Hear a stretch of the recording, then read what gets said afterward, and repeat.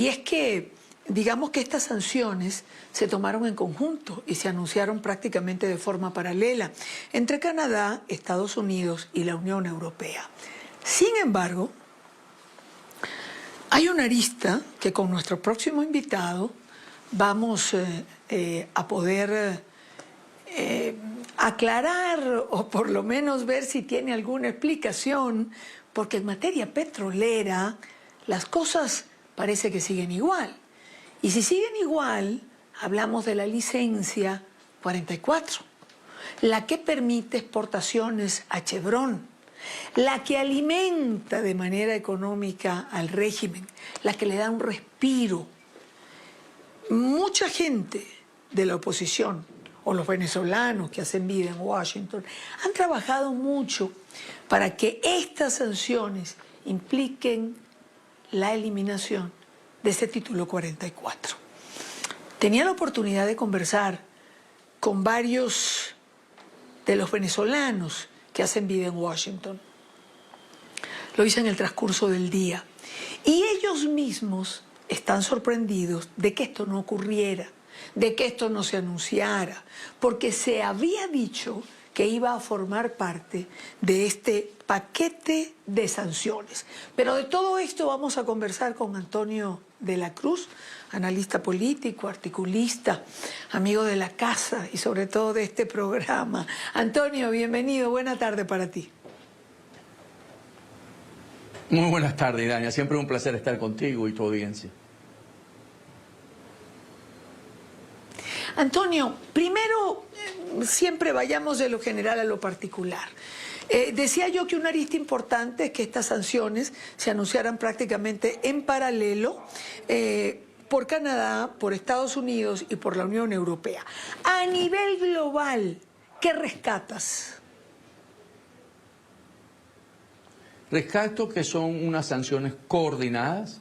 Es la primera vez que coordinan las sanciones estos países, incluyendo a la Unión Europea.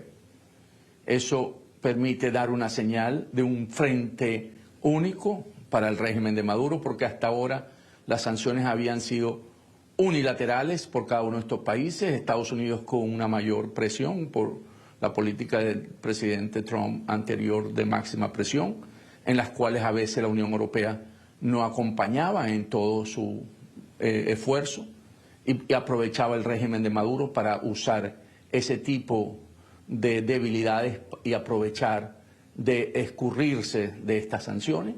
Y creo que es una muy buena señal de que actúen coordinadamente. Yo pienso que esto tiene un impacto, es una señal para los que hoy, la coalición que hoy apoya a Maduro, que está constituida por la cúpula militar, por ese sector económico de empresarios que creen que con Maduro hay una solución, que están asociados a Fede Cámara, y por las empresas que tienen la licencia para poder exportar el crudo y producir el crudo en Venezuela. Yo creo que esta es una excelente señal para el régimen que hoy se instaura en Venezuela con un golpe de Estado a la Constitución. Claro, Antonio, pero vayamos a un punto, ya que mencionas el tema o la palabra petróleo, que es algo de suma importancia. ¿Qué pasa con ese título que siempre mencionamos, el título 44, que permite exportaciones a Chevron, que le permite un respiro económico al régimen, que permite el ingreso de dólares a Venezuela? Comentaba, no sé si lo escuchaste, que hoy tenía la oportunidad de conversar con algunos de los venezolanos que hacen vida en Washington, y me decían que estaban sorprendidos porque ellos esperaban que se anunciara la suspensión del título 44, porque se ha trabajado para ello, pero esto no ocurrió. ¿Cómo explicarlo? Es cierto, desde ese punto de vista falta la licencia que autoriza a estas compañías y especialmente a Chevron, la licencia 41, en la que evita o puede operar porque la orden ejecutiva que fue dada por el presidente Trump en su primera administración prohibía cualquier relación con PDVSA a todas las empresas que tuvieran una participación estadounidense o personal estadounidense. Entonces, ¿qué ocurre? Que buscando una solución a la crisis política en Venezuela, la administración Biden consideró que esto era un incentivo para que el régimen de Maduro pudiese llegar a acuerdos con la oposición y así salir de esta crisis política. Y por lo tanto, al no cumplir ese objetivo y hoy Maduro dar un golpe de Estado a la soberanía popular, al no reconocer los resultados electorales del 28 de julio, con las reglas que él impuso, porque recordemos que además la administración Biden aceptó las condiciones que poco a poco fue cambiando de esos acuerdos que hizo con la administración Biden en Qatar. Debe caerse la licencia 41 en términos de que no se logró lo que se buscaba. Entonces, aquí lo que nos queda es seguir presionando para que esa licencia, todavía le queda 10 días a esta administración en ejercicio, sea suspendida el 1 de febrero, porque ahí es cuando inicia el nuevo ciclo para la renovación. En ese sentido, yo creo que Chevron viene presionando con mucha fuerza porque quiere seguir operando en Venezuela en unas condiciones que son muy opacas y que levantan mucha sospecha.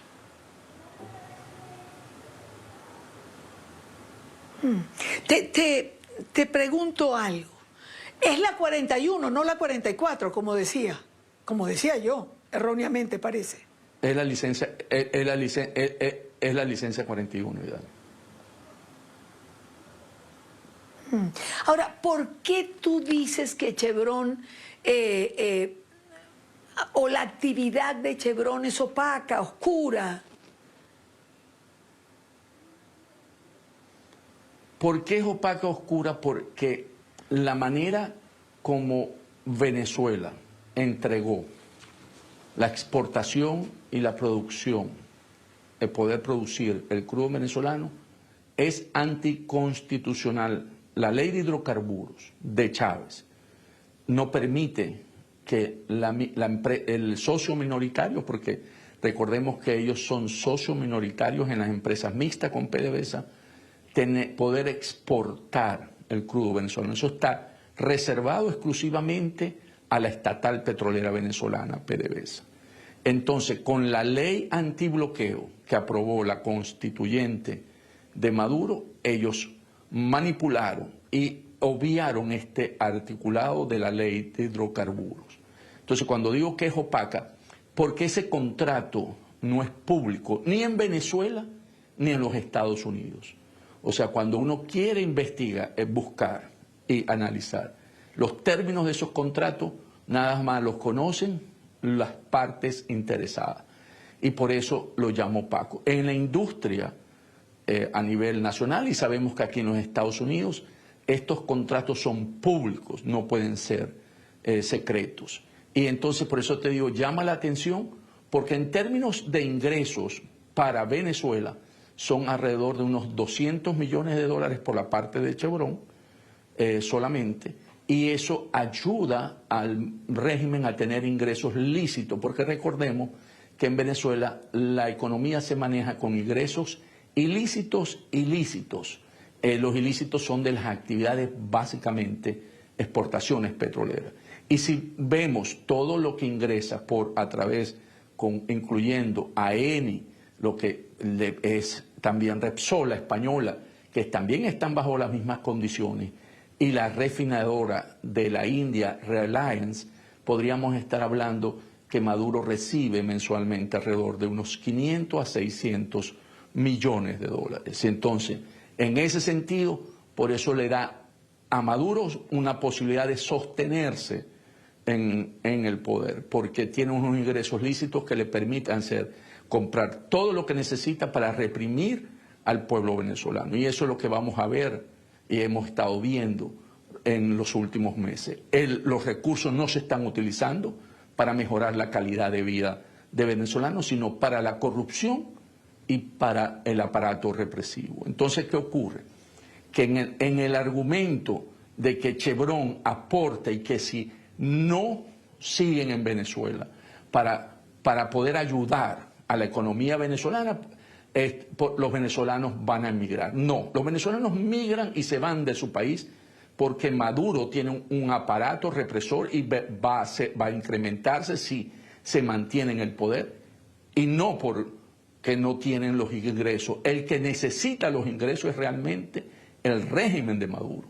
Y en ese sentido, por eso la licencia, suspender esa licencia es muy importante, porque terminaría de cerrar las sanciones para que esa cúpula que hoy acompaña a Maduro entienda que los costos de permanencia de Maduro en el poder son mayores que de la salida.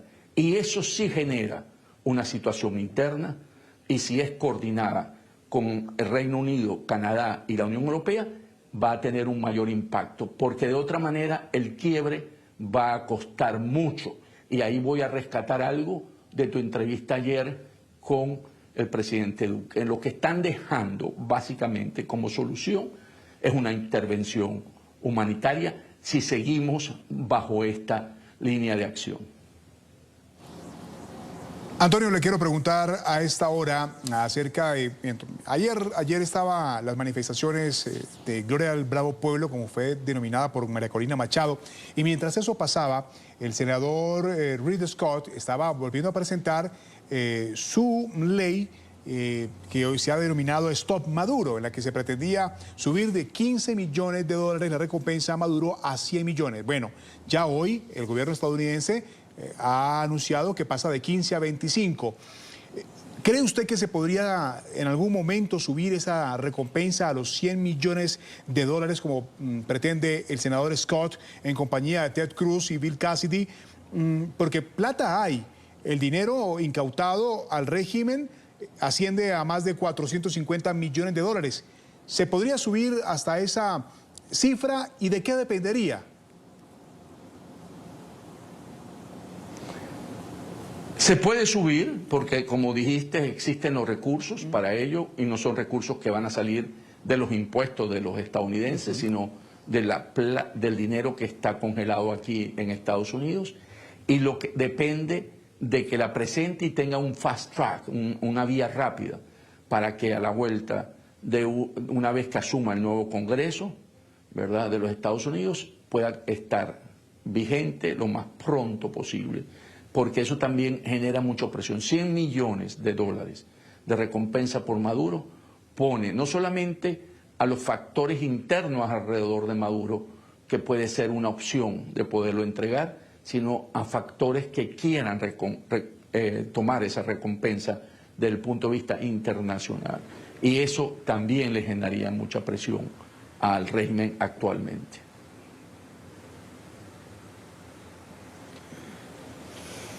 Antonio, Edmundo González había anunciado que se iba a dirigir a los venezolanos y justo acaba de hacerlo. ¿Qué dijo Edmundo González?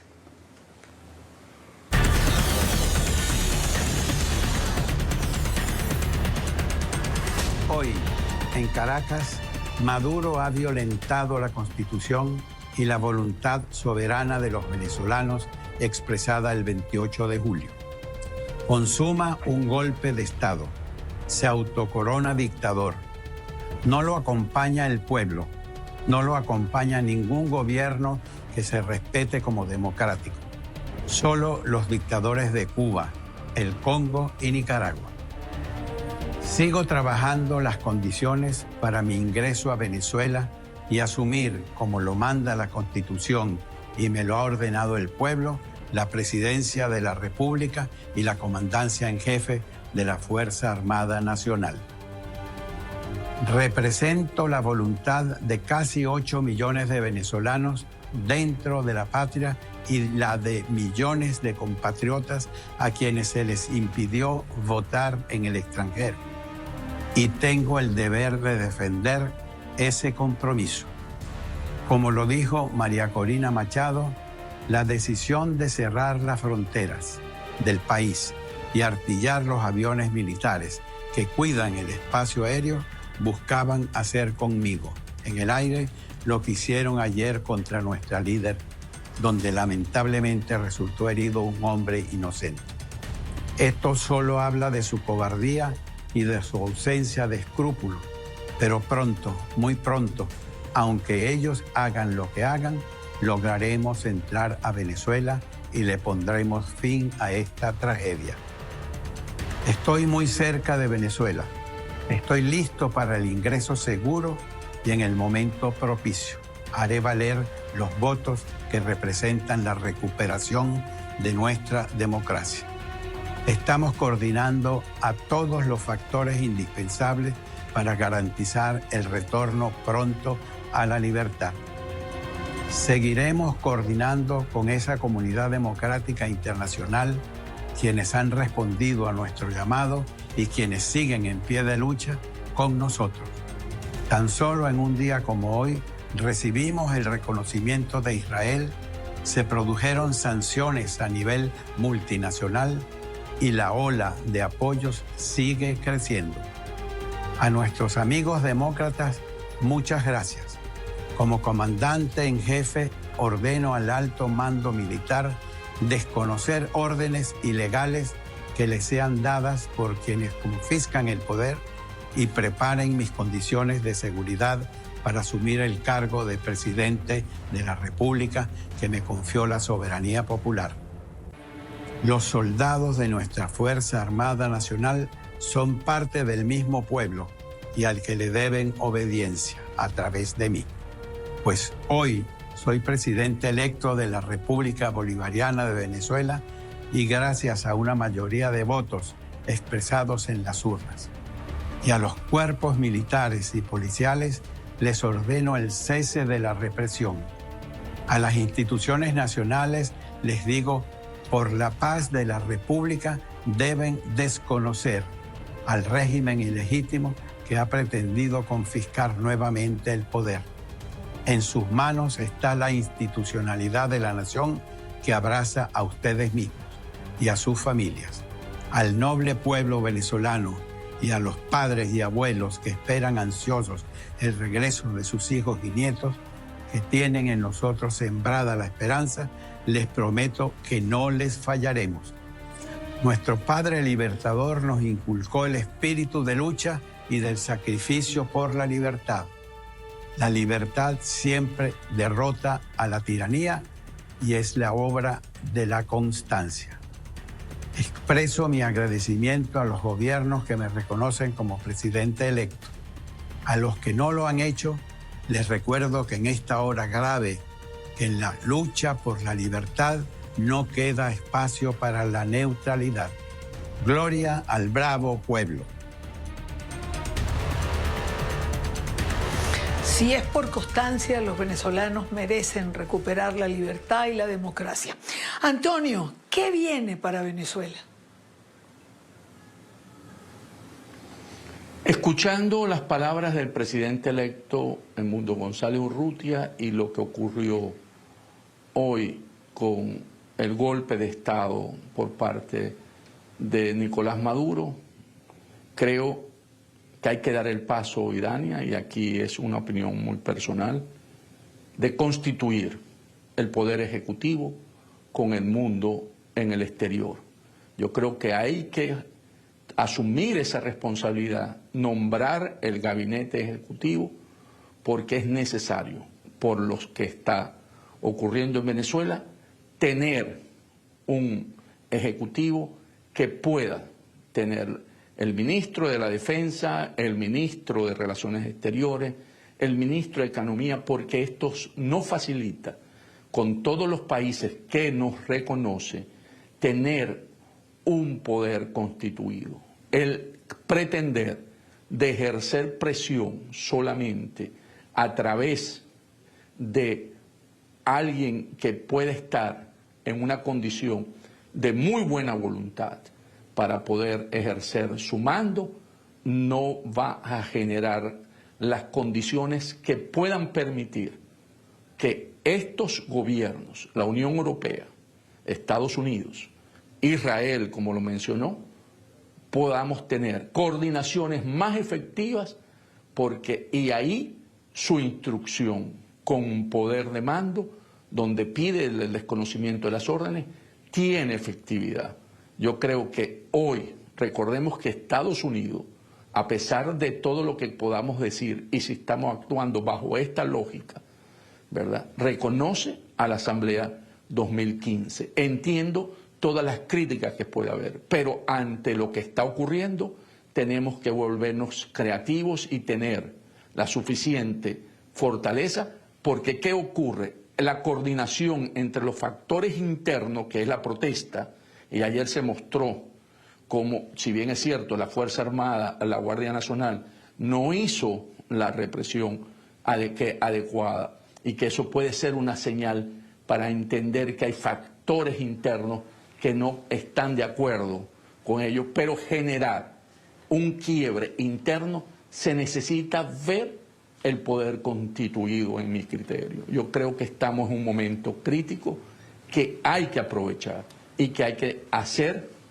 ver a los venezolanos internamente y los venezolanos que estamos afuera, porque hoy deberíamos estar en todas las capitales del mundo haciendo la presión para poder reclamar, restituir la Constitución venezolana.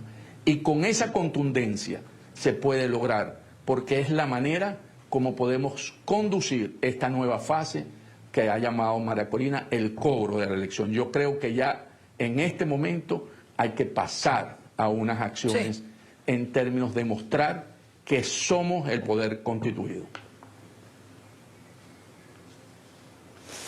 Bueno, esta es el poder constituido implicaría juramentar, tener un presidente con ese poder constituido. No todos son amigos de esto que estás planteando. El propio Edmundo González creo que no es amigo de esto.